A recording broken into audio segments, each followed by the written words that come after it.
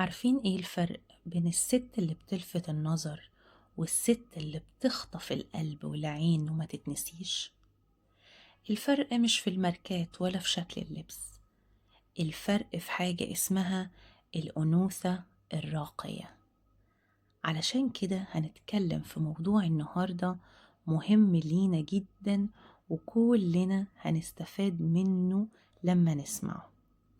مش بس عشان نبان شيك قدام الناس، لأ، علشان نعيش بسلام وتقدير مع نفسنا ومع كل اللي حوالينا. فهتكلم النهاردة عن أسرار الأنوثة الراقية.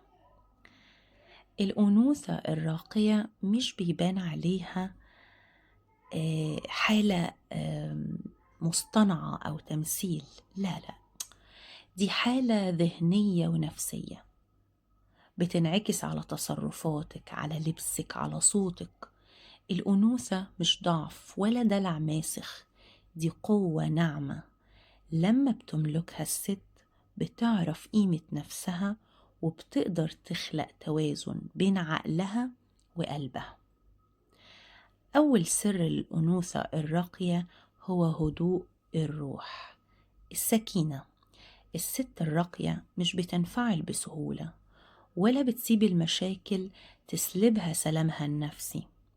هي بتعرف تعمل كنترول على رد فعلها، وبتبعد عن النقد الهدام والصراخ. بدل ما تشتكي من الدنيا ومن اللي حواليها، هي بتشكر وبتقدر كل حاجة حلوة في حياتها، حتى الحاجات الصغيرة. الرقي بيبدأ بالامتنان والشكر على النعم. تاني سر هو ثقافة الاستغناء والحدود الشخصية. أرقى أنواع الستات هي اللي مش محتاجة حد يكملها. هي عارفة قيمتها كويس ومقتنعة بكيانها. هي مش بتستجدي الحب ولا الاهتمام من حد، لأنها مقتنعة بأن قيمتها نابعة من كونها هي، مش من رأي حد تاني فيها.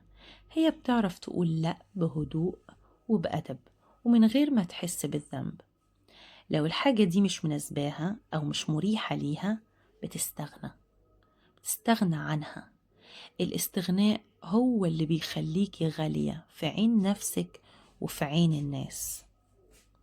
تالت سر هو رقي العقل والغموض المحمود.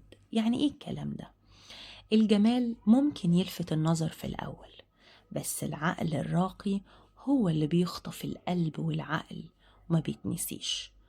الأنوثة الراقية يعني عقلك يكون منور.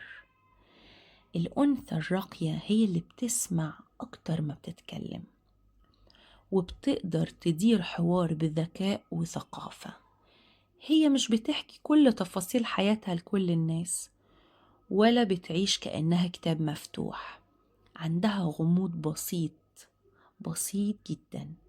الرقي في اختيار كلامها هو اللي بيخلي ليها هيبة ومكانة خاصة في أي قعدة تكون فيها.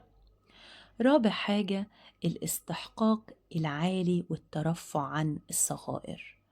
الأنوثة الراقية هي إنك تحترمي نفسك وتعرفي إنك تستحقي الأفضل في كل حاجة. هي ما بتدخلش في خناقات تافهة، وما بتسمحش لنفسها تهاجم أو ترد الإساءة بإساءة. هي عارفة بأن الترفع عن الصغائر هو اللي بيديها القوة، ومش بتسمح لأي حد يقلل من شأنها أو من مكانتها. السر الخامس هو الرعاية الذاتية والاهتمام بالروح قبل الجسم. الأنوثة الراقية مش بس لبس ماركات وميك اب، لا، ده اهتمام بالروح والقلب وبالعقل. هي بتهتم بجمالها الخارجي من غير مبالغة، وبتهتم بجمالها الداخلي أكتر. هي بتخلق لنفسها وقت خاص للرعاية الذاتية عشان تشحن طاقتها وتجدد حيويتها، وبتحب نفسها وبتهتم بصحتها النفسية والجسدية. في الآخر يا جماعة، الأنوثة الراقية هي روح بتغذيها بالوعي وبالحب وبالتصالح مع الذات. هي رحلة اكتشاف وتطوير النفس، مش قناع بنلبسه عشان نعجب الناس. لا لا خالص، دي حاجة أصيلة، أصيلة في نفس الأنثى. افتكري دايما، جمالك بيبدأ من عقلك، ورقيك بيبدأ من قلبك. قوليلي في التعليقات ايه هي الصفة اللي انتي بتشوفيها لو الست عملتها تبقى في